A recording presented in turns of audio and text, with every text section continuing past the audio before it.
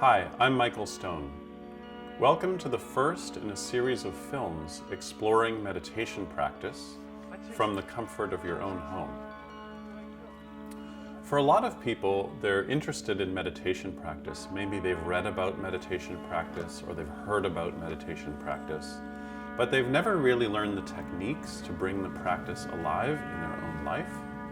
Or maybe you've been meditating for a while and you haven't developed a daily practice, or the posture of meditation makes you anxious or uncomfortable and you haven't known what kind of techniques or tips can bring the practice alive for you.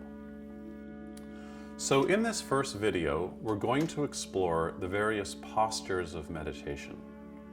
The key in the postures of meditation is to have a balance between the steadiness of a pose and also a sense of ease.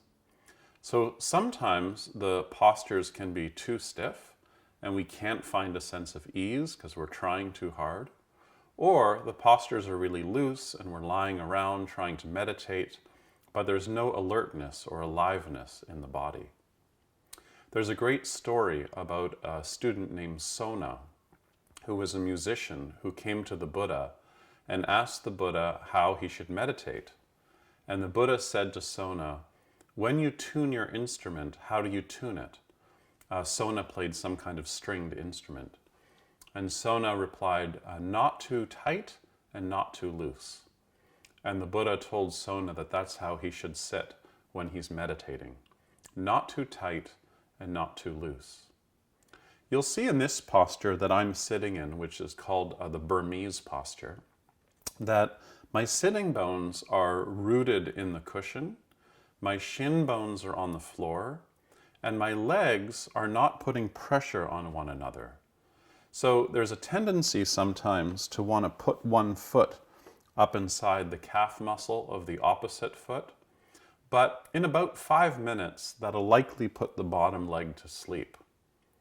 So the key in the way that I'm sitting is I have both shin bones on the floor, and my pelvis is higher than my knee joint. When your pelvis is higher than your knees, your pubic bone descends. So when your pubic bone drops, your sternum bone lifts, and your skeleton allows you to sit up straight. If your pubic bone lifts, like so, then your chest collapses and you have to use muscles to sit up straight, and you'll only last about 5 minutes before the posture will be very uncomfortable. So the key with setting up for the meditation posture is no matter how we sit, we want the pubic bone to drop. When the pubic bone descends, the heart becomes bright and buoyant, and the hip joints are higher than the knee joints. If your knee joints are higher than your hip joints, then your chest collapses because your pubic bone lifts. So the way I'm sitting right now is I have a cushion underneath me, and this cushion is made of buckwheat husks. So in every proper meditation cushion, there's a little zipper, and inside the zipper we pour buckwheat husks. If the cushion needs to be taller, we add more husks. And if it needs to be shorter, for example, as your hips open through the course of this practice, you can just take husks out. Some cushions are filled with kapok, which is cotton, and you can do the same thing. You can put more in or take some out. So the nice thing about a cushion is when you sit on a cushion, your sits bones start in the middle of the cushion, and then they fall off the cushion. This creates a 9-degree angle in the cushion where your pelvis can drop so that your pubic bone descends. So the anatomy of the pelvis, the position of the pelvis in meditation is really, really important. Because when you get the pelvis to drop, the pubic bone drops and then your spine lifts. And then you don't need to use too many muscles to hold up the posture.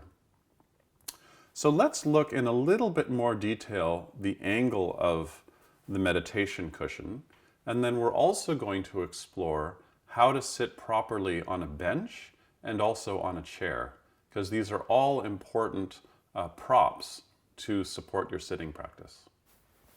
So if you look from the side, watch the angle of my pelvis. I put the cushion down and I sit on the top of the cushion and then I fall off the cushion. So in that angle of falling off the cushion, my lower back draws inward so that my lumbar spine moves towards my navel and my pubic bone drops at the same time. Then I cross my legs, and if you're going to develop a daily practice, it's important to cross one leg. So let's say your right leg first, then your left leg, and then the next day bring your left leg in, followed by your right leg. So you're constantly alternating which foot is in front. So when I set up on the cushion, I'm not just sitting on the top of the cushion anymore. Now I'm falling off the cushion. So my pelvis is tilting, my pubic bone is dropping, and the front edge of my armpits are lifting. If I took my thumbs into my armpits and lifted the front edges of my armpits, as if I had suspenders on, I call this farmer's pose.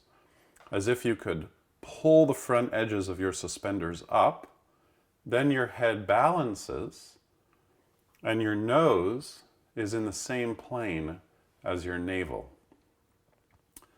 The hands rest on the thighs, and I bring my thumbs and index fingers together, relax my tongue, and then let my eyes close.